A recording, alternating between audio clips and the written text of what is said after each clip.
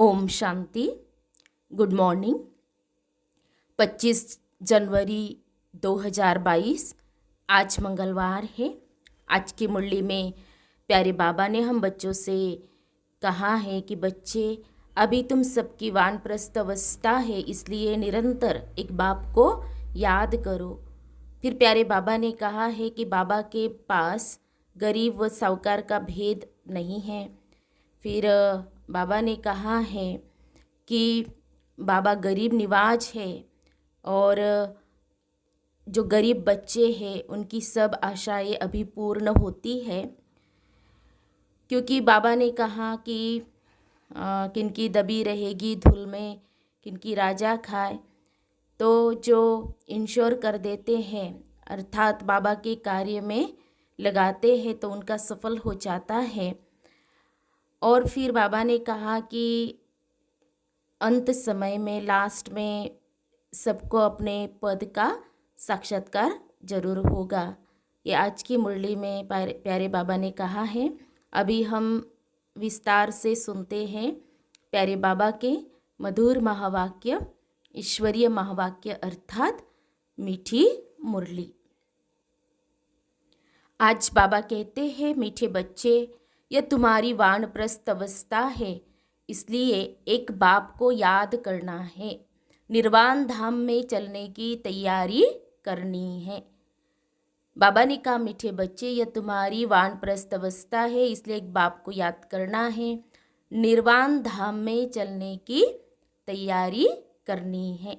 आज की मुरली में प्रश्न है, बाप के पास किस बात का भेद नहीं है? बाप के पास किस बात का भेद नहीं है? उत्तर है गरीब व साहूकार का। हर एक को पुरुषार्थ से अपना उच्च पद पाने का अधिकार है। आगे चल सबको अपने पद का साक्षात्कार होगा। बाबा कहते हैं, मैं हूँ गरीब निवाज, इसीलिए अभी गरीब बच्चों की सब आशाएं पूरी होती है। यह अंतिम समय है, किसकी दबी रहेगी धूल में, किसकी राजा खाए किसकी चोर लूट जाए। सफल उनकी होती है जो बाबा के नाम माना प्रभु के नाम खर्च करते हैं, उनका सफल होता है। तो जो बाप को इंश्योर करते हैं उनका सफल होता है। मुरली में गीत बजा है, आखिर वह दिन आया आज। ओम शांति। इसका अर्थ तो बिल्कुल सिंपल है, हर एक बात सेकंड में समझने की है। सेकंड में बाप से वर्षा लेना है। बच्चे जानते हैं कि बेहद का बाप आ गया है, परंतु यह निश्चय भी कोई कोई को स्थायी बैठता नहीं है। जैसे लौकिक संबंध में माँ को बच्चा पैदा होता है तो झट समझ जाता है कि यह जन्म दे और पालना करने वाली है, तो यहाँ भी झट समझना चाहिए ना। अब तुम बच्चे जानते हो भक्ति के बाद ही भगवान आते हैं। अब भक्ति कितना समय चलती है, कब शुरू होती है, यह दुनिया में कोई नहीं जानते सिवाय तुम बच्चों के। तुम बता सकते हो भक्ति कब से शुरू हुई? मनुष्य तो कहेंगे परंपरा से चली आती है। ज्ञान और भक्ति दो चीज़ें जरूर है। कहते हैं यह अनादि चलती आती है, परंतु अनादि का भी अर्थ नहीं समझते। यह ड्रामा का चक्र अनादि काल से फिरता रहता है, उनका आदि अंत नहीं है। मनुष्य तो गपोड़े लगाते रहते हैं, कभी कहते इतने वर्ष हुए, कभी कहते इतने वर्ष। तो बाप आकर सब सिद्ध कर बताते हैं, शास्त्र आदि पढ़ने से कोई बाप की प्राप्ति तो नहीं होगी। बाप की प्राप्ति तो सेकंड में होती है। सेकंड में जीवन मुक्ति, यह भी किसको पता नहीं कि बाप कब आते हैं। कल्प की आयु लंबी कर दी है। अब बाप तो जानते हैं और बच्चे भी सब कुछ जानते हैं, परंतु वंडर यह है जो 10-20 वर्ष में भी कोई को पूरा निश्चय नहीं होता है। निश्चय होने के बाद फिर तो कभी कह न सके कि यह हमारा बाप नहीं है भी बहुत सहज।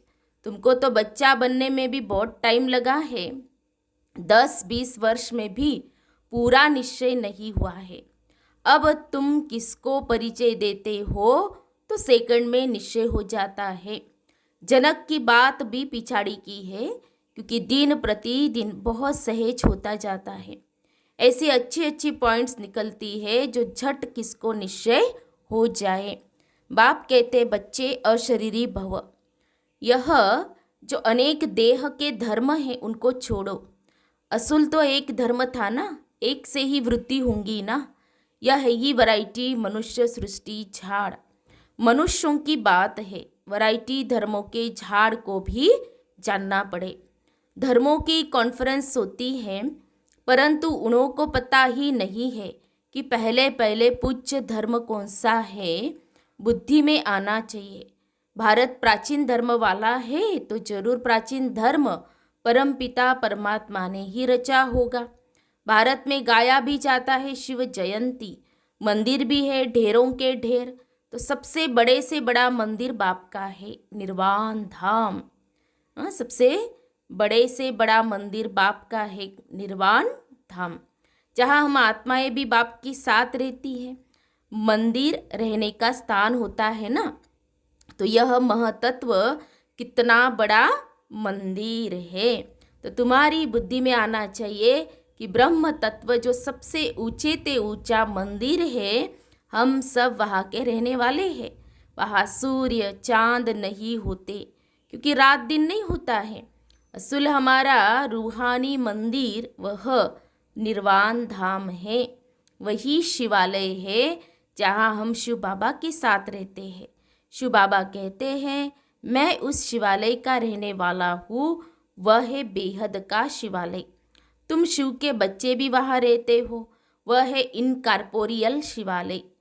फिर कॉर्पोरियल में आते हैं तो यहाँ रहने का स्थान बनेगा।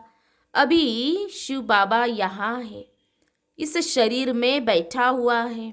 यह है चैतन्य शिवालय, जिससे तुम बातचीत कर सकते हो। वह निर्वाण धाम भी शिव बाबा का शिवालय है। जहाँ हम आत्माएं रहती है वह घर सबको याद पड़ता है।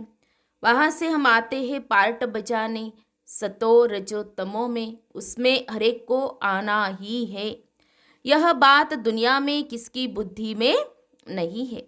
जो भी आत्माएं हैं उन सबको अपना अपना अनादि पार्ट मिला हुआ है, जिसकी न आदि है न अंत है। तुम बच्चे जानते हो हम असूल उस शिवालय के रहने वाले हैं। शिव बाबा जो स्वर्ग स्थापन करते हैं उनको भी शिवालय कहा जाता है। शिव बाबा का स्थापन किया हुआ स्वर्ग, वहाँ भी बच्चे ही रहते हैं। उन्हों को यह राज्य भाग्य कैसे मिला, वह है सतयुग का आदि, अभी है कलयुग का अंत। तो सतयुग में देवी देवताओं को हेवन का मालिक किसने बनाया? तो यहाँ भी कितने अच्छे अच्छे खंड है। अमेरिका सबसे फर्स्ट क्लास खंड है, बहुत पैसे वाला और ताकत वाला भी है। इस समय सबसे हाईएस्ट है। बृहस्पति की दशा बैठी हुई है, परंतु उनके साथ साथ राहु की दशा भी बैठी हुई है। इस समय राहु की दशा तो सबके ऊपर बैठी हुई है। विनाश तो सबका होना ही है। भारत जो सबसे साहूकार था, अब भारत गरीब है। यह सब कुछ माया का भपका है, माया का फुल फोर्स है। इसीलिए मनुष्य इनको स्वर्ग समझते हैं। अमेरिका में देखो क्या लगा पड़ा है, मनुष्य आकर्षित हो जाते हैं। बॉम्बे भी देखो कितना फैशनेबल हो गया है। आगे थोड़ी ऐसा था। माया का पूरा पॉम्प है। कितने 8-10 मंजिल के महल बनाते हैं। स्वर्ग में थोड़ी इतनी मंजिलें होती है, वहाँ डबल स्टोरी भी नहीं होती। यहाँ ही बनाते हैं 2 मंजिले 3 मंजिले। बाबा कहते क्योंकि ज़मीन नहीं है ना, तो ज़मीन का बहुत भाव बढ़ गया है। तो मनुष्य समझते यही स्वर्ग है, प्लान बनाते रहते हैं। परंतु कहते हैं ना, नर चाहत कुछ और होत कुछ। मनुष्य कितनी चिंता में रहते हैं, और मौत तो सबके लिए है। सबके गले में मौत की फांसी है। अभी तुम भी फांसी पर हो। तुम्हारी बुद्धि वहाँ नई दुनिया में लगी हुई है। अभी सबकी वानप्रस्थ अवस्था में जाने का समय है। इसलिए बाप कहते हैं अब मुझे याद करो। मैं खुद तुमको डायरेक्शन देता हूँ कि तुम सबकी वानप्रस्थ अवस्था है, मैं सबको लेने लिए आया हूँ। मच्छरों सदृश तुम सबको जाना पड़ेगा। 84 जन्मों का चक्र लगा, चक्र पूरा हुआ। अब मुझे जीते जी याद करो। हम जीते जी स्वर्ग में जाने के लिए तैयार बैठे हैं और कोई भी स्वर्ग में जाने के लिए तैयारी नहीं करते। अगर स्वर्ग जाने की खुशी हो तो फिर बीमारी में दवाई आदि भी न करें। तुम जानते हो वह स्वर्ग में तो जाते नहीं हैं। अब हम अब हम स्वीट होम में जा रहे हैं। वह है गॉड फादर का होम अथवा रूहानी शिवालय। फिर सत्युग को जिस्मानी शिवालय कहा जाता है। उस स्वर्ग में जाने के लिए हम पुरुषार्थ कर रहे हैं। तो बाबा ने समझाया है, ब्रह्मा का दिन और ब्रह्मा की रात मशहूर है। जब रात पूरी होती है तो मैं आता हूँ।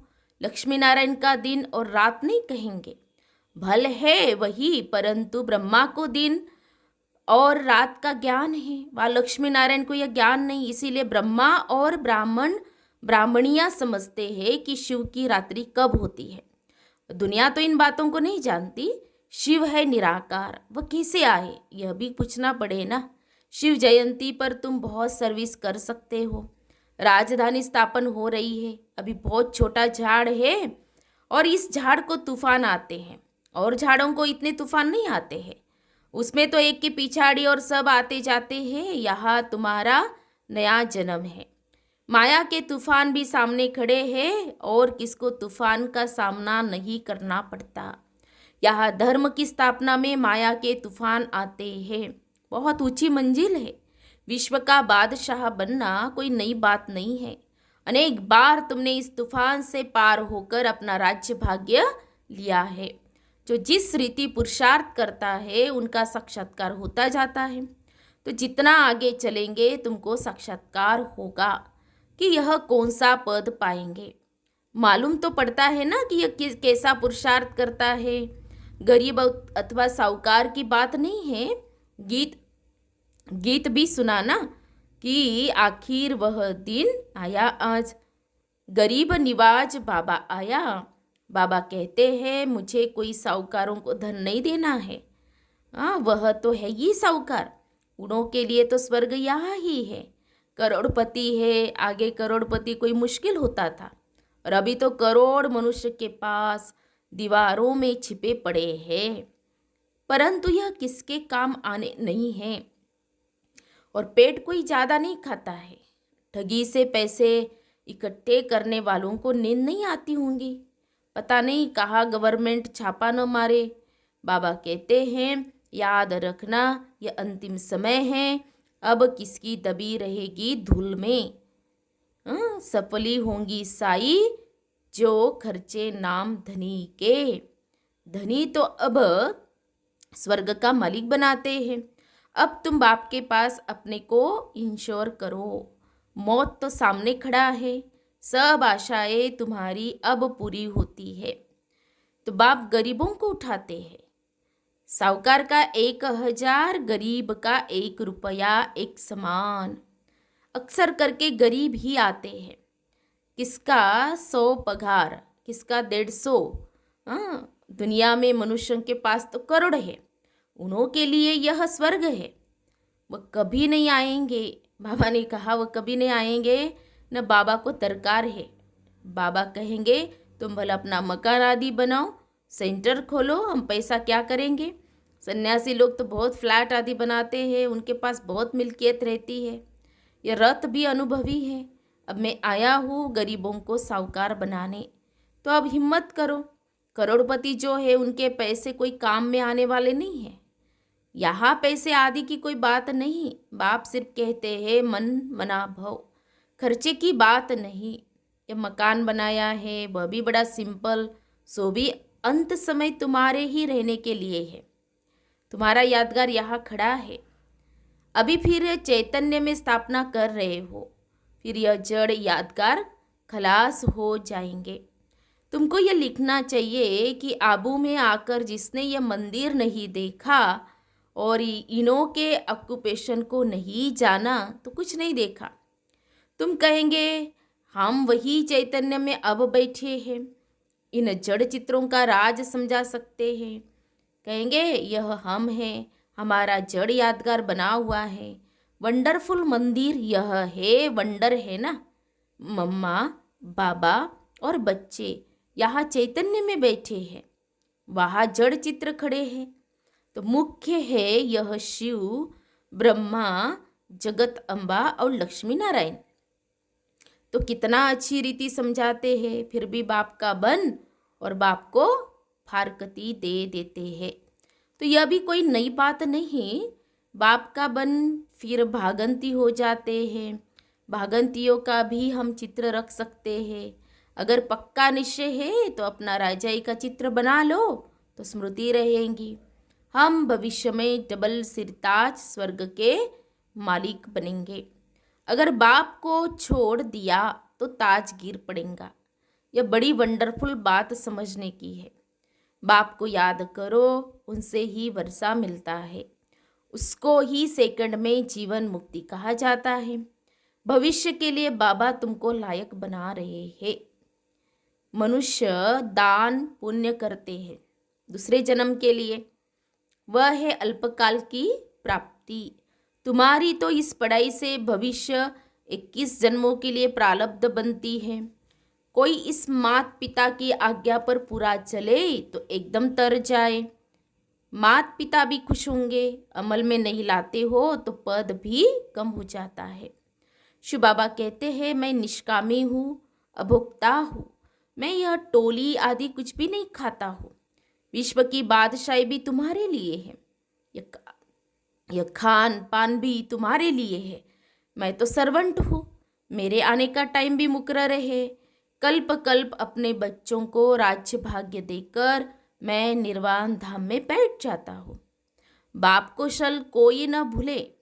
बाप तो तुमको स्वर्ग की बादशाही देने आए हैं, तो भी तुम उनको भूल जाते हो। किसको बाप का परिचय देने का भी बहुत सहज तरीका बताया है। पूछो परम पिता परमात्मा से आपका क्या संबंध है? सहज तरीका बाबा बता रहे हैं। पूछना चाहिए ये प्रश्न कि परम पिता परमात्मा से आपका क्या संबंध है, और दूसरा ये प्रश्न कि प्रजापिता ब्रह्मा से आपका क्या संबंध है। दोनों बाप है, एक पारलौकिक एक अलौकिक, वह निराकार यह साकार। बाप को सर्वव्यापी कहने से वर्षा कैसे मिलेगा? तो श्रीमत भगवान की मिलती है, श्रीमत से ही तुम श्रेष्ठ से श्रेष्ठ बनते हो। अच्छा, मीठे मीठे सिखी लदे बच्चों प्रति मात पिता बाप दादा का याद प्यार और गुड मॉर्निंग। रूहानी बाप की रूहानी बच्चों को नमस्ते। हम रूहानी बच्चों की रूहानी बाप दादा को याद प्यार और नमस्ते नमस्ते। ओम शांति ओम शांति ओम शांति। गुड मॉर्निंग बाबा, शुक्रिया बाबा, थैंक्स बाबा, पद्मा पदम शुक्रिया आपका। धारणा के लिए मुख्य सार, आज की मुरली का सार 2 पॉइंट में।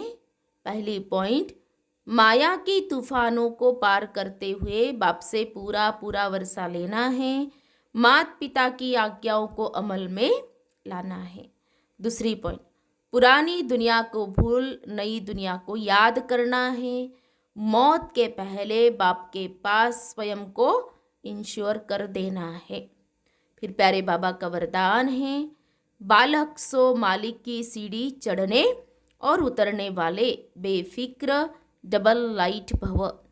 बालक सो मालिक की सीढ़ी चढ़ने और उतरने वाले बेफिक्र डबल लाइट भव। स्पष्टीकरण है, सदा यह स्मृति रहे कि मालिक के साथ बालक भी है और बालक के साथ मालिक भी है।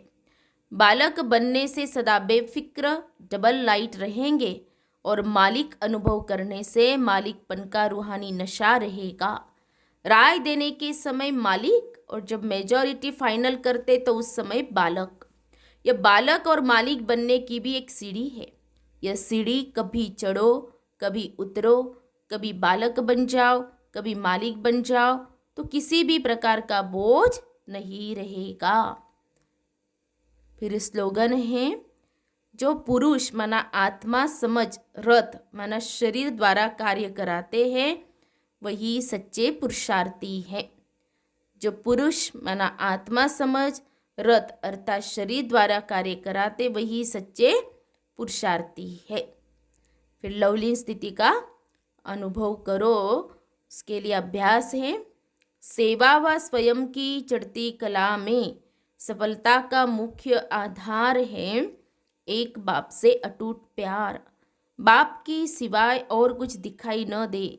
संकल्प में भी बाबा, बोल में भी बाबा, कर्म में भी बाप का साथ। ऐसी लवलीन स्थिति में रह एक शब्द भी बोलेंगे तो वह स्नेह के बोल दूसरी आत्मा को भी स्नेह में बांध देंगे। ऐसी लवलीन आत्मा का एक बाबा शब्द ही जादू मंत्र का काम करेगा। तो हम सब ने सुने प्यारे बाबा के मधुर महावाक्य। तो आज प्यारे बाबा ने हम बच्चों को कहा है कि हम वानप्रस्थी है। और आज बाबा ने जो कहा कि बच्चे, जैसे हम कहते हैं ना निर्वाण धाम हमारा घर है, तो आज बाबा ने कहा कि मंदिर है ना। तो उस मंदिर को शिवालय कहते हैं और वही हम आत्माएं भी रहती है। तो उसको भी स्मृति में रखना है हमें सारा दिन। और ये स्मृति में रखेंगे कि मैं आत्मा इस शरीर द्वारा, इस रथ द्वारा कार्य कराने वाली हूँ। तो बाबा ने कहा जैसे स्लोगन में कि वही सच्चे पुरुषार्थी। तो सारा दिन ये अटेंशन रख कर के हम कर्म करेंगे। तो यह अभ्यास हम सभी करेंगे आज के दिन। अच्छा, ओम शांति, ओम शांति, ओम शांति।